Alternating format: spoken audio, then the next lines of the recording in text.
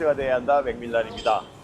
여기가 어디냐 하면 여기가 드디어 이제 유튜브 상에도 되게 말씀을 많이 드렸는데 이게 베트남 하노이입니다. 맞죠? 네, 맞습니다. 네. 반갑습니다. 저희 안녕하세요. 예, 강동구 성내동에서 저랑 같이 신축을 진행하고 있는 하노이에 사시는 무하르키님이시죠? 네, 맞습니다. 반갑습니다. 반갑습니다. 이렇게 제가 베트남에 올 줄 몰랐는데 또 같이 초대해 주시고 해서 왔는데 여기가 위치가 정확하게 하노이 어디쯤인가요? 지금 여기는 미딩이고요. 하노이에서 한인타운이라고 불리는 곳입니다. 오늘 이제 저희가 거의 투자할 것 보는 것 자체들이 아파트 위주고 외국인이 투자해야 되는 물량을 하기 때문에 저희가 한인 부동산을 만나는 게 좋을 것 같아서 여기 미딩에 위치한 부동산을 방문하도록 하겠습니다. 베트남은 되게 경제적으로 되게 발전하는 나라이고 그렇게 발전하다 보니까 부동산 시세도 되게 급등할 수 있는 요인이 되게 존재해 있어서 해외에 항상 제가 말씀드리는 것처럼 이제 국내에도 당연히 이제 자산을 가지고 있지만 해외에도 이제 자산 포트폴리오 관점에서 가져가야 되는 부분은 첫 번째 베트남에 대해서 좀 베트남 하노이의 부동산 현황이라든지 그리고 부동산 시장 그리고 향후 발전 가능성 그리고 추천 물건이 있으면 추천 물건도 좀 같이 한번 보는 시간을 가지면 좋을 것 같습니다. 그래서 원혁희님께서 네. 또 부동산 또 섭외해 주셔서 부동산 안에 들어가 볼 건데요. 한번 들어가 보실까요? 네, 가보시죠. 네, 오늘 이제 부동산을 소개해 주실 그 대표님이시고 소개 한번 좀 부탁드리겠습니다. 네, 안녕하세요. 하노이 온라인 부동산의 김운석 대표입니다. 베트남 25년 차고요. 하노이 온라인 부동산 19년째 운영하고 있습니다. 반갑습니다. 네. 20년 가까운 그 베트남 전문가시고 베트남의 어떤 20년 동안의 발전도 다 같이 보셨고 네. 그런 부분에서 또 그 부동산의 업계에 20년 동안 몸담으셔서 아마 그 베트남 부동산에 대한 인사이트는 되게 높으실 거라고 생각 들고 네. 그래서 전체적으로 이제 저희가 물건 보기 전에 그 베트남 특히 이제 하노이의 어떤 부동산 상황이라든지 그리고 왜 하노이에 투자를 하면 좀 발전적이고 좀 수익을 볼 수 있는지 부분에 대한 걸 중점적으로 한번 말씀 주셨으면 고맙겠습니다. 네, 약간은 좀 두서없을 수도 있지만 네네네네. 전반적으로 한번 소개를 좀 드리도록 네네네네. 하겠습니다. 우선 이 자료는 이제 여러 손님들한테 안내하기 위해서 제가 이제 여러 자료를 취합해서 만든 이제 그런 자료인데요. 네, 정리 되게 네. 깔끔하게 잘 해주셨네요. 자, 우선 이제 첫 장을 보시면 이건 베트남 전도예요. 네네네. 그래서 베트남은 크게 세 지역으로 나눠집니다. 북부 지역, 중부 지역, 남부 지역. 네네. 이렇게 세 지역으로 나눠지는데 주로 저희가 투자를 권해드리는 지역은 북부, 남부 쪽에 아무래도 좀 치중이 될 수밖에 없어요. 그 이유는 뭔가요? 이유는 중부 지역 같은 경우 보시면 굉장히 그 좁죠. 좁긴 폭이. 하네요. 그죠? 그래서 오른쪽은 바다, 왼쪽은 산이에요. 네. 예, 그러다 보니까 실제 거주 인원이 적고 이 지역은 관광지라고 생각을 하시면 네. 돼요. 확장 가능성이 좀 크지 않다라는 부분도 좀 그러니까 이제 그 실제 항시 거주하는 인구가 적은 거죠. 적죠. 예, 그래서 관광 산업이나 이런 것들이 활성화돼 있을 때는 좋은데 네. 코로나와 같은 이런 어려움이 왔을 때는 굉장히 피해가 커지는 그쵸, 아, 그쵸. 낙폭이 커질 수 있는 이제 그런 지역이다 보니까 주로 안정적인 투자로는 남부하고 북부 지역을 추천을 드립니다. 실제로 보면 코로나 때 이 시기는 좀 많이 안 좋았나요? 엄청 굉장히 많이 좋았죠. 떨어졌죠. 굉장히 많이 떨어졌어요. 네. 그런데 상대적으로 남부와 북부 지역은 그 낙폭이 굉장히 작았다. 특히 북부 지역이 그 낙폭이 거의 없었어요. 그 이유는 뭔가요? 이유는 뭐냐면 남부 지역은 사실은 약간 자본주의 색채가 좀 강해요. 예, 네네. 그래서 무리한 투자라든지 대출을 받아서 하는 그런 맞아요. 투자 성향도 많아요. 그런데 북부에 있는 사람들은 좀 굉장히 절약을 많이 합니다. 네. 그래서 실질적으로 작은 소비보다는 돈을 모아서 큰 소비를 해요. 큰 소비를 좋아한다. 예. 맞아요. 네. 그리고 경기 어려움이나 이런 게 오더라도 이 사람들은 그냥 참고 버텨요. 그쵸. 예. 그래서 북부 지역의 부동산은 크게 떨어지질 않습니다. 정부의 컨트롤하는 곳은 북부예요. 그러니까 정책적으로 현재는 북부를 육성을 하기 때문에 좀 더 다시 나눠서 보자면 남부보다는 북부 쪽의 투자가 유리하다라고 말씀을 드릴 수가 있어요. 일단 그 정부의 어떤 정책이라든지 수혜가 다 여기에 집중될 수밖에 그렇죠. 없다. 네, 그러니까 맞아요. 두 가지 성향으로 볼 수가 있어요. 자, 첫째는 남부 지역은 자생적으로 발전한 지역이에요. 네. 그러니까 월남 전쟁 때 미군이 주둔하고 하면서 이쪽은 전쟁 중이었지만 굉장히 좋았어요. 그쵸. 그러면 75년에 전쟁이 끝났는데 전후에는 북부에 의해서 전쟁이 끝났잖아요. 점령을 해서 네. 전쟁이 끝났기 때문에 남부 같은 경우는 이제 점령을 당한 그런 지역이 됩니다. 그쵸. 근데 베트남이 정책적으로 이제 1986년에 도이머이라 그래서 개방화 정책을 해요. 네, 그러면서 다시 이제 개방화를 추진하게 되는데 남부는 월남 전쟁 때 무혈 입성을 하게 돼요. 그래서 산업 기반들이 그대로 남아 있었기 때문에 상대적으로 남부 지역은 발전하기가 굉장히 쉬웠어요. 쉬웠죠. 그럴 수밖에 없겠네요. 그러네요. 여긴 다 근데- 초토화됐고. 그렇죠. 그쵸. 북부 지역은 사실은 연합군이 못 들어왔지만 네. 북폭이라는 것을 3년 동안 해요. 그쵸. 그러면서 북쪽에는 융단 폭격을 해서 그쵸. 남아있는 게 거의 없는 초토화돼 있던 지역이에요. 그래서 보면 남부 지역은 초창기에 개방화가 되면서 먼저 들어가게 돼요. 근데 주로 들어가는 게 뭐냐면 신발, 섬유, 봉제. 네네. 예, 사람을 많이 쓰되 이러한 이제 경공업 산업이 먼저 들어갔거든요. 그쵸. 근데 북부 지역에는 그 정치에 수장들이 모여 있는 곳이 북부잖아요. 그렇죠. 그러다 보니까 이 사람들이 원하는 건 북부 지역의 수도를 발전시키기를 원하겠죠. 맞아요. 그래서 이게 산업 구조를 설명할 때 이 지도를 안내드리는 이유는 보시면 전자라든지 이런 쪽의 산업은 전부 다 북부에 모여 있어요. 그러네요. 맞아요. 첨단산업이라든지 네. 뭐 반도체라든지 뭐 관련된 건 다 다 이쪽에 이쪽에. 하네요. 근데 네. 남부에 있는 산업들을 보면은 소비재가 그러네요. 대부분이에요. 그죠? 뭐 예, 식품산업, 식품산업, 유통, 금융, 그다음에 여기에 이제 화학. 왜냐면 그렇죠. 이제 붕따오 지역에 석유가 나오거든요. 그래서 그런 이제 케미컬, 화학 쪽에가 남부 지역에 있어요. 그럼 제가 되게 오해를 했네. 저는 이제 생각했을 때 베트남의 북쪽은 정치의 중심이고 네. 남쪽은 경제의 중심이라고 그게 생각했는데 과거에는 맞았죠. 아, 과거에 그렇구나. 예, 이제 네. 초창기에는 그게 맞았어요. 아, 네네네. 그런데 이제 정부에서 원하는 거는 북부 지역을 발전시키고 싶은 거예요. 맞아요. 그래서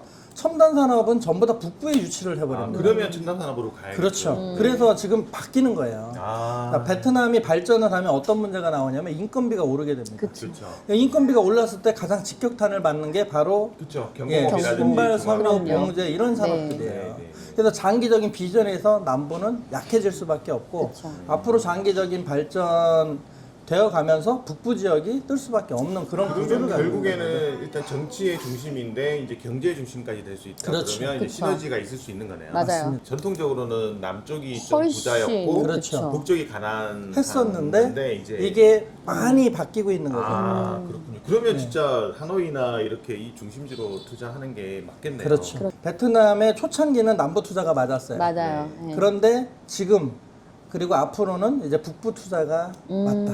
이렇게 보시는 게 낫습니다. 예, 그 맞습니다. 부분은 저도 충분히 동의가 되네요. 네. 네.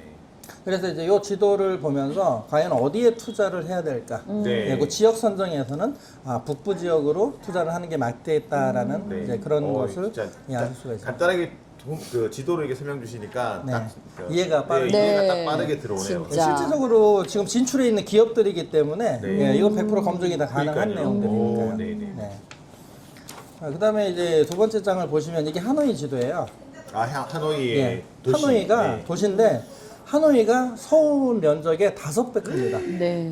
행정구역상이면 네. 오른쪽에 네. 예, 도시가 모여 있는 걸 보실 수가 있는데 요 모여 있는 곳이 서울시하고 비슷한 면적이에요. 아 여기 몰려 있는 건 왜 여기에 몰려 있는 건가요?